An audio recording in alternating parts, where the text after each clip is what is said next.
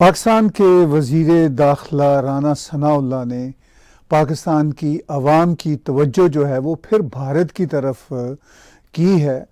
चाहे इसकी वजह ये हो कि वो शायद पाकिस्तान के पॉलिटिकल ड्रामे से बोर हो चुके हैं और चाहते हैं कि आवाम की तवज्जो उधर हो, और चाहे पाकिस्तान की नई मिलिट्री क़यादत की भी ये ख्वाहिश है कि इसकी तरफ मामला आए, और हो सकता है चाइना के साथ जो भारत का एक फ़्लैश पॉइंट फिर उभरा है तवांग पे, उसकी कोई वजह हो सकती है। और ये पूरे का पूरा जो एक ड्रामा है, चाहे पाकिस्तान के अंदर पॉलिटिकल क्राइसिस हो और अंदर के पॉलिटिकल ब्लेम गेम्स हों, और चाहे पाकिस्तान से बाहर के ब्लेम गेम्स हों, सूरत हाल वही रहती है, हुकूमतें बदल जाती हैं, हालात वही रहते हैं। इस पे बातचीत होगी इस्लामाबाद से हमारी साथी जर्नलिस्ट आरजू काज़मी साहिबा से। उनका यूट्यूब चैनल भी आप सब्सक्राइब कीजिए, और हम उनके शुक्रगुजार हैं कि वो आज हमें कुछ वक्त दे रही हैं। आरजू, खुश आमदेद आपको। मैंने थोड़ी तमहीद बांधी, इस वक्त काफ़ी इंटरेस्टिंग सूरत हाल है। अभी तो 8 माह से पाकिस्तान की ये जो सिटिंग गवर्नमेंट है, पाकिस्तान के अंदर के पॉलिटिकल ड्रामों से ही नहीं निपट पा रही थी। तो कैसे देखती हैं इस नई डेवलपमेंट को, जो अगरचे पुरानी रीत के मुताबिक ही चल रही है? सबसे पहले बहुत शुक्रिया सर कि आपने इनवाइट किया। हमेशा बहुत अच्छा लगता है आपसे बात करके। और सर, वैसे ये कुछ नया नहीं है, क्योंकि अगर आपको याद हो तो हर गवर्नमेंट जब उससे कुछ नहीं हो पाता किसी किस्म की, चाहे फॉरेन पॉलिसी हो या इकोनॉमी और दूसरी चीज़ों में, जब वो कुछ कंट्रोल नहीं कर पाते तो वो इसी किस्म की स्टेटमेंट दे देते हैं कि भारत की तरफ इशारा कर देते हैं। और हमेशा से कहा जाता है कि जी ये भारत ने करवारा है या भारत ने किया है। इस वक्त भी हम कुछ ऐसा ही देख रहे हैं कि जो टीटीपी के अटैक्स हो रहे हैं और अफगान तालिबान फोर्सेस की तरफ से जो अटैक किए जा रहे हैं पाकिस्तान की फोर्सेस पे, इवन सिविलियंस पे, उसके लिए राना सनाउल्लाह साहब ने एक बार फिर कह दिया है कि जी ये भारत करवा रहा है, हमारे पास एविडेंस है और हम इसमें यूनाइटेड नेशन में जाके बात करेंगे। अगर ऐसा ही है तो बिल्कुल इन्हें यूनाइटेड नेशन में जाना चाहिए। ये पहले भी बहुत बार गए हैं, इन्होंने कश्मीर की बात भी की है और दूसरे चीजों के ऊपर भी ये वहां पर बोलते रहे भारत को लेकर, लेकिन कोई एविडेंस ये पहले भी नहीं दे सके। और जहां तक मुझे लगता है इस वक्त भी इनके पास एविडेंस कोई नहीं है। बात या तो यही है कि इनसे यहाँ पे कोई चीज भी संभल नहीं रही, पाकिस्तान में लोग नाराज हैं और लोगों की जॉब्स जा रही हैं, खाने के लिए नहीं है, दूसरे प्रॉब्लम्स हैं, तरह तरह के स्कैंडल्स सामने आ रहे हैं। चाहे वो बलूचिस्तान में टेंट को लेकर हो, चाहे वो इमरान खान का शोर मचाना हो, या चाहे चाइना और इंडिया की झड़प हो। तो इनमें कई चीजें आ सकती हैं, जिसमें एक इंडिया और चाइना की झड़प को भी कहा जा रहा है कि क्योंकि चाइना और इंडिया में आपने देखा कि एक दिन पहले जो कुछ हुआ है एलएसी के ऊपर, तो चाइना की तरफ से इनको ये कहा गया हो कि जी आप इस किस्म का स्टेटमेंट दे दीजिए ताकि भारत जो है वो एक तरह से दोनों बॉर्डर्स पे टेंशन में आ जाए, पाकिस्तान की तरफ भी और चाइना की तरफ भी। और दूसरी वजह साफ यही है कि क्योंकि इनके पास कोई तरीका नहीं है मुल्क को संभालने का। पहले इनके जो फाइनेंस मिनिस्टर थे मिफ्ता इस्माइल साहब, वो ऑलरेडी भाग चुके हैं। उसके बाद दूसरे जो इसाक डार साहब बैठे हैं, उनसे भी कुछ कंट्रोल नहीं हो रहा। एक दिन पहले प्राइम मिनिस्टर शहबाज शरीफ साहब ने अपने कई मिनिस्टर्स के साथ प्रेस कॉन्फ्रेंस की थी, जिसमें मरियम औरंगजेब भी थी और दूसरे कई उनके पीएमएलएन के लीडर बैठे थे, इसमें इसाक डार साहब भी थे। उसमें जो है वो शहबाज शरीफ साहब का कहना था कि पैसे लाएं तो कहाँ से लाएं। और यही कुछ टेंशन जो है मुझे लगता है कि ये चल रही है गवर्नमेंट के अंदर, और लोगों का भी प्रेशर है। तो अब ये सिर्फ और सिर्फ अटेंशन डाइवर्ट कराने की एक मामूली सी कोशिश है, जिसका कोई फायदा नहीं होगा, क्योंकि पब्लिक अब काफी समझदार हो गई है। आपने कहा पाकिस्तान की आवाम काफ़ी समझदार हो गई है, मगर इसके बावजूद पाकिस्तान की आवाम में भारत के ख़िलाफ़ जो जज्बात हैं वो काफ़ी बिकते हैं, और वो ऑलरेडी उनके माइंडसेट पे हैं। आप और मैं जानते हैं कि नौजवानों के ऐसे कई वीडियोस हम देख चुके हैं जिसमें आम नौजवान भारत के बारे में और ख़ास तौर पर हिंदुओं के बारे में कितनी नफ़रत का इजहार करते हैं। ये बहुत ही दुख की बात है, अफसोस की बात है। अभी भारत ने भी पाकिस्तान की एक स्ट्रीमिंग कंपनी को भारत में देखने के लिए बैन किया, और उसमें पाकिस्तान की तरफ से भारत का ये कहना है कि कुछ ऐसा प्रोपेगेंडा चलता है जिससे पाकिस्तान की कोशिश होती है कि भारत में जो नस्ली इश्यूज़ हैं उनको भी उठाया जाए। तो सवाल ये है कि पाकिस्तान के अपने इकोनॉमिक हालात इतने बुरे हैं, इनमें उनको इस तरह का प्लेयर क्यों मिलता है कि भारत के ख़िलाफ़ प्रोपेगेंडा किया जाए, वहाँ पे हिंदू मुस्लिम, हिंदू सिख इश्यूज़ को क्रिएट किया जाए? इसका क्या फ़ायदा है जबकि पाकिस्तान के अंदर इकोनॉमिक क्राइसिस हैं, ख़ुद वहाँ के एथनिक इश्यूज़ इतने ज़्यादा हैं, रिलीजियस इश्यूज़ इतने ज़्यादा हैं। तो इस सारा कुछ करने से क्या फ़ायदा है पाकिस्तान की हुकूमतों को, पाकिस्तान की इस्टेब्लिशमेंट को? सर, सबसे पहले तो पाकिस्तान में जो लोग रहते हैं वो सबके सब इस तरह के नहीं है जिस तरह की वीडियो की तरफ आप इशारा कर रहे हैं। और ये वीडियोस जो है ये अक्सर प्रोपेगेंडा वीडियोस बनवाई जाती हैं, और उसका एक रीज़न ये भी होता है कि लोगों की अटेंशन डाइवर्ट कराने के लिए, वरना फिर वो गवर्नमेंट को कहेंगे कि जी हमें खाने को दो, हमें जॉब दो, घर में बिजली होनी चाहिए, एजुकेशन होनी चाहिए। जो मेन इश्यूज हैं पाकिस्तान के उस पे से तवज्जो हटाने के लिए ये एक भारत से नफरत बेचने की कोशिश करते हैं और इस तरह की वीडियोस बनाते हैं। और ये वीडियोस क्रिएट की गई होती हैं, वहां पे जो लोग मौजूद होते हैं बहुत से तो ऐसे होते हैं जो इनके अपने जान पहचान वाले होते हैं। ऐसी वीडियोस कोई भी बना सकता है।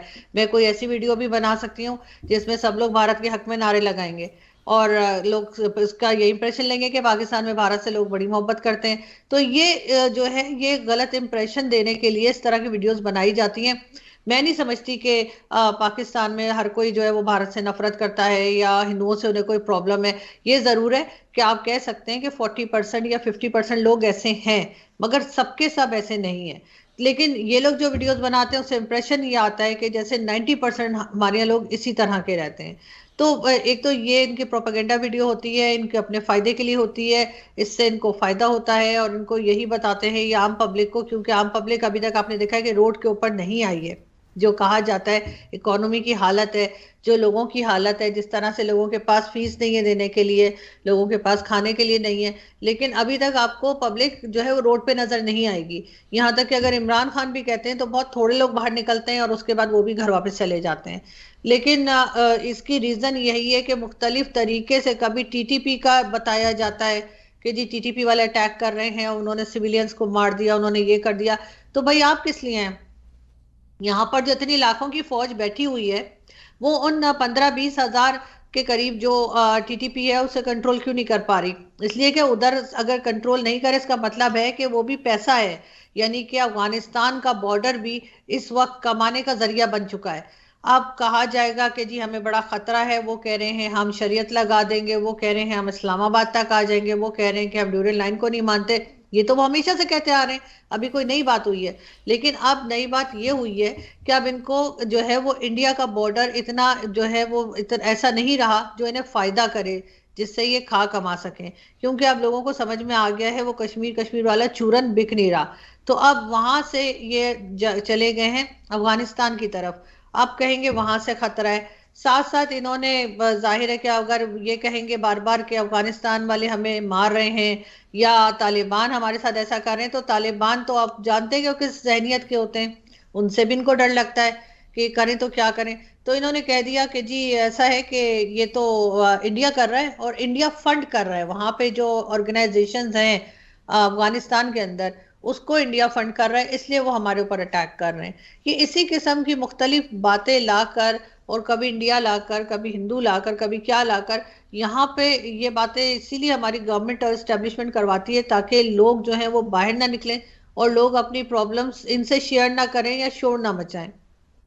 देखिए, एक और मसला भी है कि हाफिज़ सईद और उन जैसों की वजह से पाकिस्तान पर फैटफ की तलवार लटकती रही कई साल, और ये एक बार नहीं हुआ, कई बार हुआ, और ऐसा फिर कभी हो सकता है। तो अब इनका ये कहना कि हाफिज़ सईद के घर के करीब जो बम धमाका हुआ था वो भारत ने करवाया था और हम अक़वाम मुत्तहिदा में जाएंगे, तो अक़वाम मुत्तहिदा में तो ख़ुद हाफिज़ सईद जो हैं वो टेररिस्ट डिक्लेयर हुए हुए हैं। तो इस सारी सूरत हाल में ये अक़वाम मुत्तहिदा में जाके क्या साबित करेंगे? और क्या आपको लगता है कि राना सनाउल्लाह अक़वाम मुत्तहिदा इस बेसलेस इशू पे जा भी सकेंगे या नहीं जा सकेंगे? ये सिर्फ और सिर्फ अवाम को जैसे कहते हैं ट्रक की लाल बत्ती के पीछे बस लगाने वाला मामला है। सर ऐसा ही है, ये सिर्फ स्टेटमेंट है, एक पॉलिटिकल स्टेटमेंट है, अपने बचाव के लिए है। और जो बात इन्होंने की है, जो उस वक्त एक ब्लास्ट हुआ था तो उस वक्त तो ये भी कहा गया था कि जी हाफिज सईद घर के अंदर था। अब कोई इनसे ये पूछे कि इन्होंने तो कहा है कि उसको 1 ईयर्स की जो है वो सजा दे दी है, तो फिर वो घर के अंदर क्या कर रहा था? मतलब उसको घर में अरेस्ट क्यों किया, हाउस अरेस्ट क्यों है वो प्रॉपर जेल में क्यों नहीं है? तो इनके ऊपर तो कई सवाल उठते हैं। और अगर ये एविडेंस की बात कर रहे हैं तो ये इस बार एविडेंस ले ही आए ना, ये तो कभी एविडेंस दिए नहीं इन्होंने किसी भी चीज के। इन्होंने इससे पहले भी एलिगेशंस लगाई हैं, चाहे भारत पर हो चाहे किसी और पर हो, इन्होंने बात की है लेकिन ये एविडेंस नहीं दे सके। दूसरी तरफ अगर हम देखते हैं और हमें ये पता लगता है कि कई बार भारत ने एविडेंस की बात की है लेकिन उन्होंने तो डोजियर भी दिए, उन्होंने एविडेंस भी दिए, मुंबई अटैक्स के भी दिए थे, यहाँ पर भी वो साबित हो गया था लेकिन ये माने नहीं। मगर पाकिस्तान की तरफ से सिर्फ हवाई बात होती है, एविडेंस कोई नहीं दिया जाता। तो ये, और दूसरा हाफिज सईद जो है उसके लिए तो ये आपको याद होगा कि उसके तो बैंक अकाउंट सील कर दिए गए थे और फिर ये वहां जाकर इन्होंने बात की थी यूनाइटेड नेशन में कि जिसके अकाउंट्स जो है उसको आपने जो फ्रीज कर दिया उसको छोड़ दीजिए, उसको खर्चे के पैसे दें। मतलब एक आदमी जो टेररिस्ट डिक्लेयर हुआ है, जो अपने मुंह से मानता है कि उसने क्या क्या तबाही की है, किस तरह से कश्मीर में भेजा है, क्या क्या नुकसान किया है, उसके लिए पाकिस्तान की गवर्नमेंट जाके रिक्वेस्ट करती है कि जी इसको पैसे दे दीजिए, इसका बैंक अकाउंट जो है उसको फ्रीज ना किया जाए। तो ये तो खुद अपने गले में इस तरह की चीजें डालते हैं जिससे ये फंस जाते हैं। और एफएटीएफ में बिल्कुल आपने सही कहा, हम पहली बार तो नहीं गए, ना ही पहली बार बाहर आए और ना ही आखिरी बार।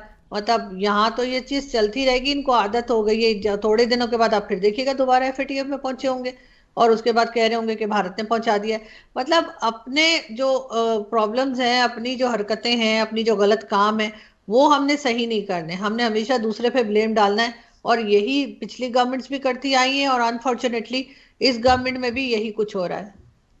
जी, इस गवर्नमेंट में वही कुछ हो रहा है जो पिछली सरकारें करती चली आई हैं और ये खुद भी पिछली सरकारों का हिस्सा रहे हैं। और बीच में तो इमरान खान पौने 4 साल के लिए आए थे, वरना इससे पहले तो यही सियासत का जो पुतली तमाशा है इन्हीं पार्टियों का चलता रहा। और ना इन पार्टियों में इतनी हिम्मत है कि इस्टेब्लिशमेंट के भारत के ख़िलाफ़ जाल को तोड़ सकें और पाकिस्तान को तरक्की के रास्ते पर डाल सकें। ये भी वही कुछ करेंगे जो पिछली सरकारों के दौरान ये करते रहे। इस सारी सूरत हाल में इस वक्त जो पाकिस्तान का पॉलिटिकल क्राइसिस है वो किसी तरह भी सॉल्व होता है अपेरेंटली नज़र नहीं आता। इमरान खान ने फिर से आर्मी की नई क़यादत को अपीलें करना शुरू कर दी हैं कि जनाब आप हमारा साथ दें, नए चीफ द आर्मी स्टाफ हाफ़िज़ कुरान हैं, अमर बिल मारूफ के साथ खड़े हो जाएं और इस तरह की वही जो इस्लामी टच का जो मामला है वो शुरू कर दिया है। तो आपको क्या लगता है कि नई जो फ़ौजी क़यादत है वो इमरान खान के साथ ऑन बोर्ड उस तरह हो जाएगी जिस तरह पिछली फ़ौजी क़यादत थी? सर लगता तो नहीं है कि ऐसा हो पाएगा, क्योंकि इस वक्त तो जनरल फैज हमीद भी नहीं रहे, लेफ्टिनेंट जनरल फैज हमीद भी रिटायर हो गए हैं, जो इमरान खान की एक तरह से बैकबोन कहलाते थे। उसके साथ ही आसिफ गफूर साहब भी साइडलाइन हो चुके हैं। और लगता ऐसा नहीं है इमरान खान साहब की बॉडी लैंग्वेज से और उनकी बात करने के स्टाइल से कि उनके साथ जो नई आर्मी चीफ है या नई क़यादत जो है उनके साथ खड़ी हुई है। उनकी बात से तो यही लगता है कि फिलहाल उनका चांस नहीं है। हाँ, हो सकता है बाद में कभी हो जाए। और क्योंकि यहाँ तो यही 2-3 पार्टीज हैं जो बारी बारी आती रहती हैं और आगे भी आती रहेंगी, तो इमरान खान की बारी भी आ जाएगी लेकिन अभी फौरी तौर पे आती हुई नजर नहीं आ रही। अब जाहिर है कि वो क्या करें, उन्हें बोलते रहना है फेस सेविंग चाहिए। तो अब उन्होंने एक बार अनाउंस कर दिया कि जी हम असेंबलीज जो है वो तोड़ देंगे, डिसॉल्व कर देंगे। इसके लिए भी कहा जा रहा है कि उन्होंने अपने पार्टी मेंबर्स के साथ कोई मशवरा नहीं किया था, कोई एडवाइस नहीं ली थी, कुछ डिस्कस नहीं किया था, उसके बगैर ही खान साहब ने जो है वो अनाउंसमेंट कर दी। तब भी पंजाब के चीफ मिनिस्टर आपको नजर नहीं आएंगे उनके साथ जब वो आए थे यहाँ पर इसमें फैजाबाद के नजदीक जब इमरान खान पहुंचे थे तो वो नहीं थे। साथ ही उन्होंने ये भी कह दिया था परवेज इलाही साहब ने कि कम से कम भी 4 महीने तो हम असेंबलीज नहीं तोड़ेंगे, क्योंकि इमरान खान साहब की टांग में जो चोट लगी है उसमें टाइम लगेगा। और इसी तरह की बातें दूसरी गवर्नमेंट्स ने भी की हैं। लेकिन एक चीज है और वो ये कि केपी के गवर्नमेंट ने अनाउंस किया है कि उनके पास पैसे नहीं है सैलरीज देने के लिए। तो अब इमरान खान की जो केपीके की गवर्नमेंट है वो एक तरह से ये बता रहे हैं कि वो दिवालिया हो गए हैं और उनके पास पैसा नहीं है कि वो एम्प्लॉयज को या जो लोग हैं जिनको सैलरीज देनी है वो सैलरीज दे सके, वो बजट उनके पास नहीं है। तो हो सकता है कि वो केपीके गवर्नमेंट को डिसॉल्व करें, क्योंकि वहां से वो भागेंगे। अब उनके पास कुछ रहा नहीं और ना ही पैसा है कि एम्प्लॉयज को दें। तो जो नई गवर्नमेंट आएगी या जो कुछ होगा फेडरल गवर्नमेंट पे डालने के लिए, इस किस्म की कोई हरकत हो सकती है, मगर बाकी कोई उम्मीद नहीं लग रही। तो इस वक्त पाकिस्तान के जो इकोनॉमिक हालात हैं वो काफ़ी जो हैं तशवीशनाक हैं और उनके बारे कहा जा रहा है कि डिफ़ॉल्ट के करीब हैं। पाकिस्तान के वज़ीर ख़जाना इसहाक़ डार अगरचे यकीन दहानी करवा रहे हैं कि डिफ़ॉल्ट नहीं होने दिया जाएगा पाकिस्तान को, मगर जो ग्राउंड रियलिटीज़ हैं अदर दैन डिफ़ॉल्ट वो बहुत ही टफ़ सूरत हाल है। इस सारी सूरत हाल में आपको क्या लगता है कि जो पाकिस्तान की सियासी शोबदाबाजियाँ हैं, सियासी नाटक जो हैं, वो कब तक ऐसे ही चलते रहेंगे? सर ये तो जब तक पाकिस्तान है या जब तक दुनिया है ये चीज चलती रहेगी, क्योंकि इन लोगों ने सुधरना नहीं है। फर्स्ट डे से लेके आज तक तो कुछ फर्क देखा नहीं, तो अब क्या आगे क्या उम्मीद लगाएं। मगर ये जरूर है कि बाकी दुनिया को समझ आ गई है, क्योंकि पहले जब हम यूएई जाया करते थे या दुबई कोई जाता था तो उससे कुछ पूछा नहीं जाता था। सिंपल वीजा आया, आपने एयरलाइन टिकट लिया और आप चले गए। वहां पे जाके आपने किसी रिलेटिव के घर रहना है या आपने होटल करना है, उससे किसी का कोई लेना देना नहीं होता था। अब यूएई गवर्नमेंट ने ये कहा है कि जो भी पाकिस्तानी ट्रैवल करेगा उसके पास कम से कम 5,000 यूएई दिरहम होने चाहिए। उसके बगैर ना तो पाकिस्तान से उसको प्लेन में बैठने दिया जाएगा और ना ही दुबई एयरपोर्ट से बाहर निकलने दिया जाएगा। तो ये शर्त उन्होंने लगा दी है। और ये मतलब ये जो कहना चाहिए ये तमगा या ये जो क्रेडिट है वो शायद सिर्फ पाकिस्तान के हिस्से में आया है कि इस किस्म की शर्त है। अगर 5 लोग जा रहे हैं फैमिली के, तो हर एक के पास जो है वो 5,000 रियाल, वो सॉरी 5,000 दिरहम होने चाहिए। तो अब हम इस लेवल पे चले गए हैं कि अब बाकी कंट्रीज भी इसी तरह की शर्तें लगाएंगी कि अगर कोई ट्रैवल करता है तो उसके पास इतने हजार डॉलर हो या जो भी करेंसी हो उस कंट्री की वो होगी। इसका मतलब यही है कि सबको समझ आ गई है कि यहाँ पे पाकिस्तान की इकोनॉमी की क्या हालत है, और यहाँ से अगर कोई जाता है तो सोचते हैं कि कहीं हमारे गले ही ना पड़ जाए।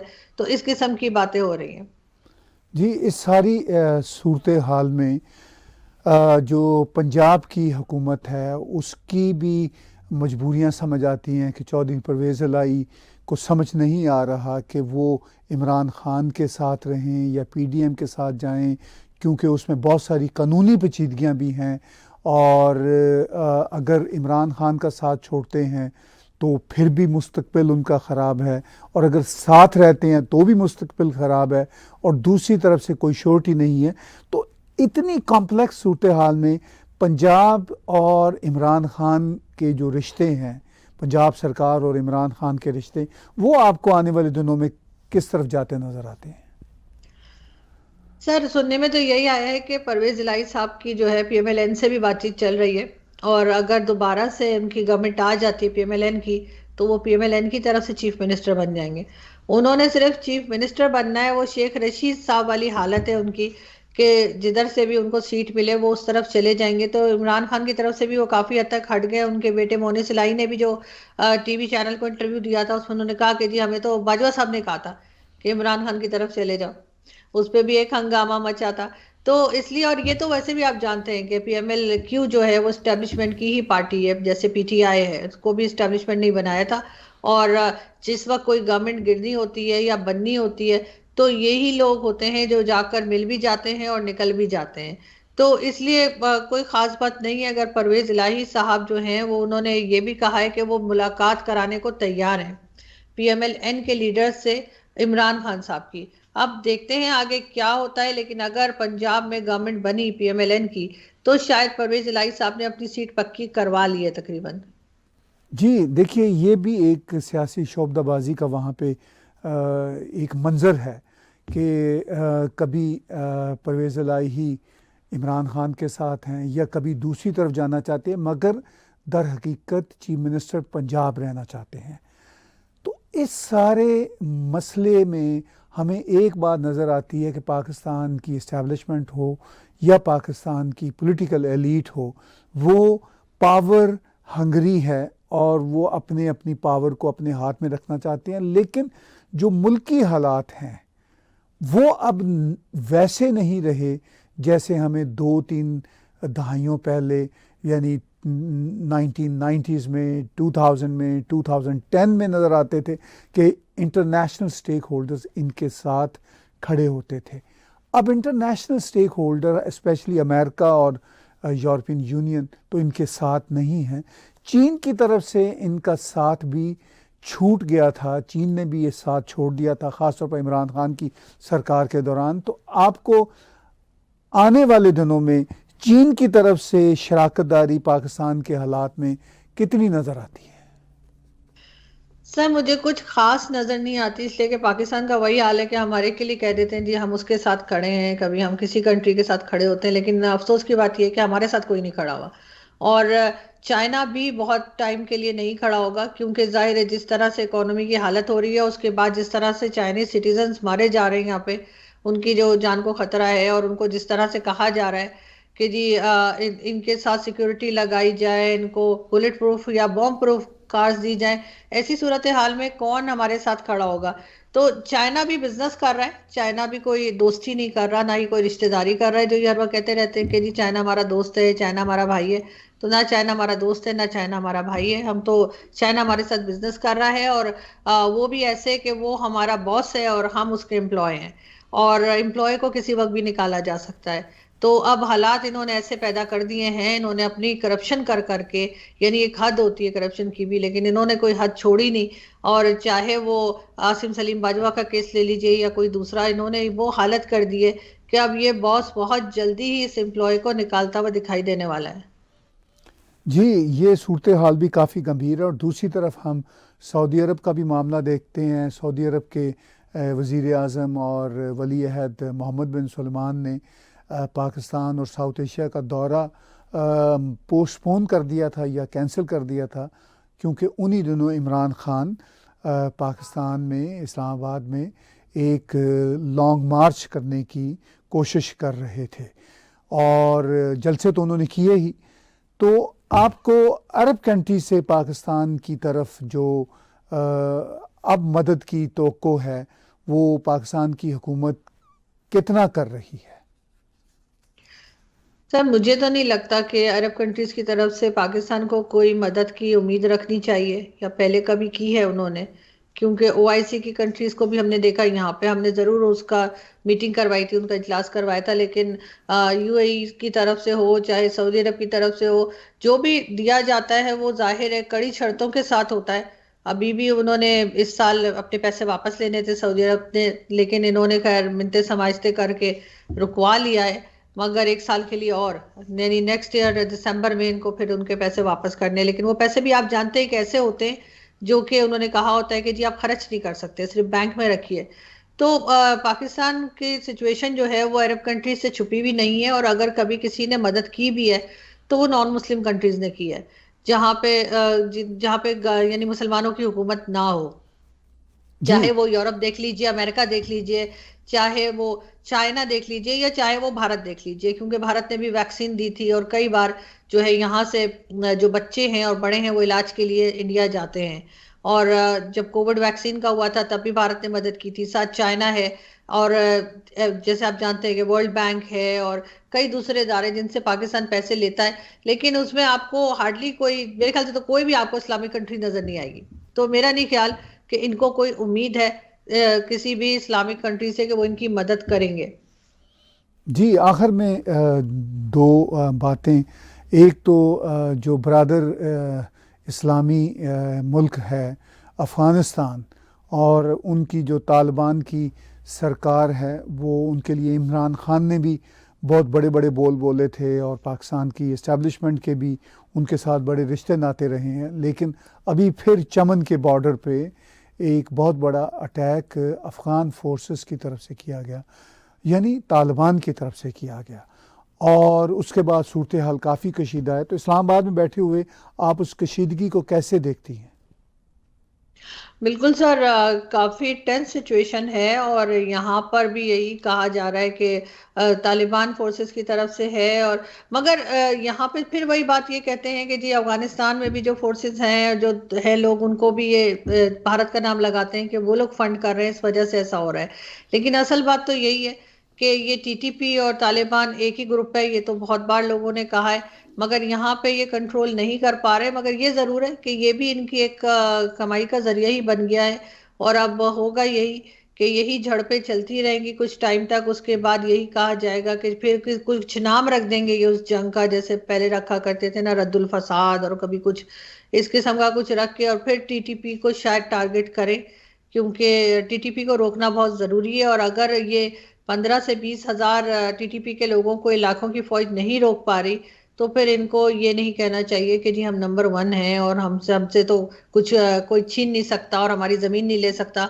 तो इस मेरा ख्याल है इन्हें भारत से इतना खतरा नहीं है कि ये जो कश्मीर के लिए कहते रहते हैं, क्योंकि भारत बहुत आगे जा चुका है, वो अपनी चीजों में काफी आगे प्रोग्रेस कर चुके हैं। असल प्रॉब्लम जो पाकिस्तान इस वक्त फेस कर रहा है वो अफगानिस्तान बॉर्डर है। और वहां से जिस किस्म के अटैक्स हो रहे हैं, वहां से जिस किस्म से लोगों को मारा जा रहा है, वो ज्यादा है। सर एक चीज और भी अभी बताई जा रही थी, और वो ये कि जो चमन का इलाका है, वहां से स्मगलिंग भी होती है। और क्योंकि अफगानिस्तान में दूसरे कई जगहों से सामान आता है, ईरान से और कहीं से, तो वो सामान यहाँ की तरफ सुना था, कोई साहब बता रहे थे मुझे जो उसी एरिया के, उन्होंने कहा यहाँ की तरफ निकाल रहे थे उस सामान को। और फिर हमारी फोर्सेस ने कहा कि जी आपने फेंसेस क्यों हटाई हैं या काट दी हैं, क्या किया है। उसके ऊपर झगड़ा शुरू हुआ था और फिर वो झगड़ा बढ़ता गया।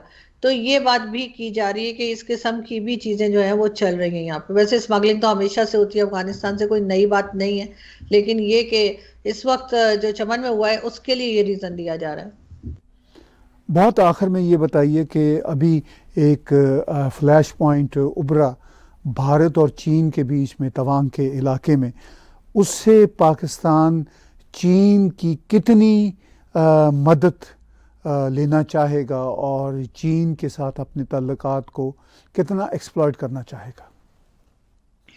सर मेरा ख्याल है जो आज राना सनाउल्लाह साहब की स्टेटमेंट आई है भारत को लेकर, वो शायद चाइना की मदद करने के लिए ही है।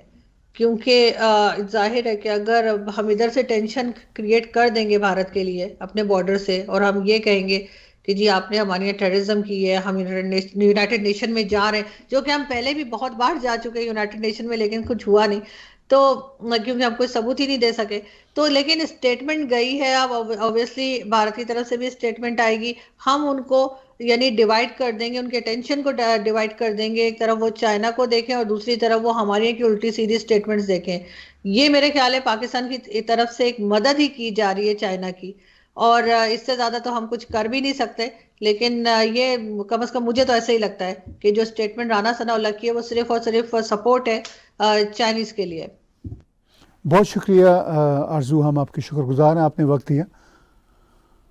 Thank you so much sir. Viewers, बातचीत सुन रहे थे इस्लामाबाद से आरजू काज़मी साहिबा की। उन्होंने इस वक्त जो पाकिस्तान के पॉलिटिकल हालात हैं, जो इकोनॉमिक सिचुएशन है और जो रीजनल टेंशन्स हैं, उसके हवाले से सैर हासिल गुफ्तगू की। आप हमारा यूट्यूब का चैनल सब्सक्राइब कीजिए। इसके साथ साथ आप टैग टीवी के ऐप्स एंड्रॉयड, एप्पल, रॉको और अमेज़ॉन पर डाउनलोड कीजिए। आज का तबसरा मेरे साथ और आरजू काज़मी साहिबा के साथ देखने और सुनने का बहुत शुक्रिया।